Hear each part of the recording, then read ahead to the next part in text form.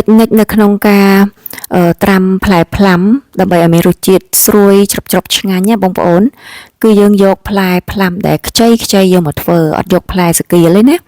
ចាផ្លែខ្ចីគឺវាជូរឆ្ងាញ់ហើយសាច់វារឹងល្អផ្លាំមានច្រើនប្រភេទណាបងប្អូនហើយផ្លាំនេះមិនផ្លាំព្រៃអាតូចប្រភេទ Mirabelle នោះឯណាតែបងប្អូនយកមកត្រាំគឺយកផ្លែខ្ចីដូចគ្នាគ្រាន់តែថាទំហំវាតូចធំខុសគ្នាអញ្ចឹងណាបងប្អូនអានេះពូជធំដែលជនជាតិអឺរ៉ុបគេញ៉ាំពេលវាទុំចាអញ្ចឹងយើងយកផ្លែខ្ចីយកមកធ្វើមក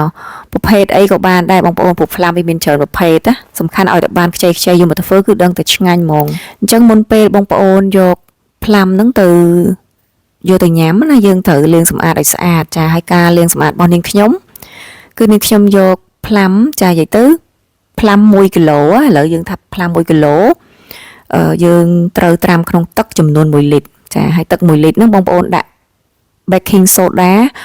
1ឬក៏2ស្លាបព្រាកាហ្វេអាស្រ័យតាមដែលថាផ្លាំយើងល្អឬអត់សូវល្អបើថាផ្លាំមើលទៅវាអត់សូវល្អដែរយើងដាក់2ស្លាបព្រាកាហ្វេចាម្សៅ baking soda 2ស្លាបព្រាកាហ្វេទឹក1លីត្រហើយផ្លាំ1គីឡូដាក់ត្រាំវាចោល15នាទីដើម្បីឲ្យ